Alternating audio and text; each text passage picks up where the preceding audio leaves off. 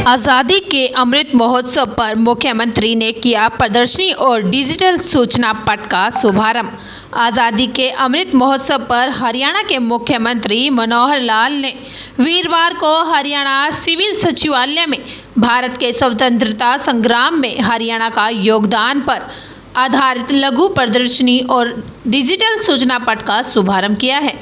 इस अवसर पर मुख्यमंत्री मनोहर लाल सहित कैबिनेट मंत्री भी मौजूद रहे। पत्रकारों से बात करते हुए मुख्यमंत्री ने कहा कि आज़ादी का अमृत महोत्सव चल रहा है। आज़ादी का इतिहास, कहानियां डिजिटल पट पर लगाई गई हैं ताकि लोग उसको देखकर प्रेरणा ले सकें। उन्होंने कहा कि इस पट पर किस तरह से आज़ादी प्राप्त की गई है, किन किन का योगदान रहा है और आज़ादी के लिए कहां कहां बिगुल बजाया गया था, ये सभी जानकारी रहेंगी।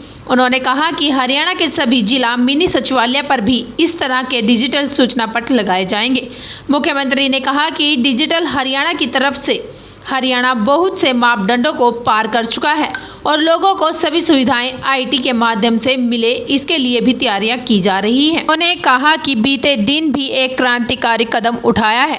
राइट टू सर्विस कमीशन ने आज ऑटो अपील सिस्टम बनाया है, जिसमें लोगों को अगर समय पर उनका कार्य नहीं होता तो आज के माध्यम से अपने आप अपील हो जाएगी और संबंधित अधिकारियों से पूछा जाएगा कि कार्य समय पर क्यों नहीं हो पाया।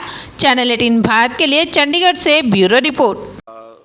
खास करके आज़ादी के इस पर्व पर 75वां जो आज़ादी का वर्ष चल रहा है, अमृत महोत्सव, इस समय में आज़ादी की पुरानी जो प्राचीन इतिहास है, कहानियां हैं, वो सब यहाँ डिजिटल पट पर लगाई गई हैं ताकि लोग आते जाते यहाँ पर उसको देख सकें और इसे प्रेरणा प्राप्त कर सकें।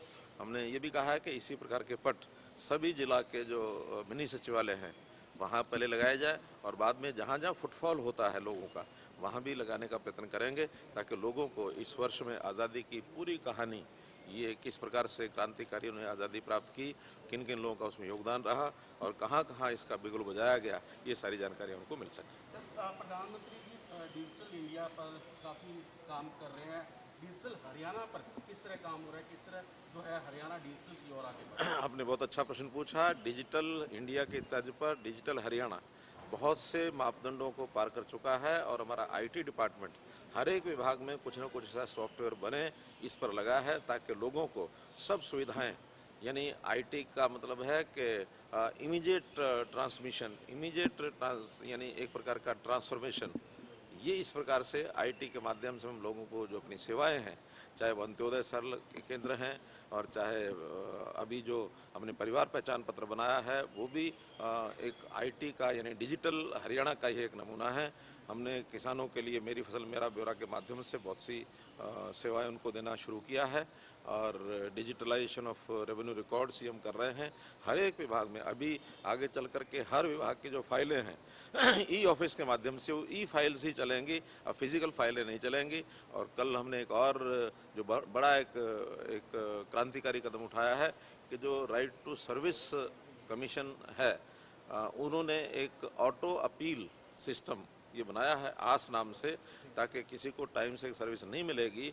546 सर्विसेज ऐसी हैं जो राइट टू सर्विस कमीशन के अंतर्गत नोटिफाइड हैं, उन सब में टाइम बाउंड तरीके से सर्विस नहीं मिलेगी तो उसका अपील अपने आप ऑटोमेटिकली हो जाएगी, किसी को अपील करनी नहीं पड़ेगी।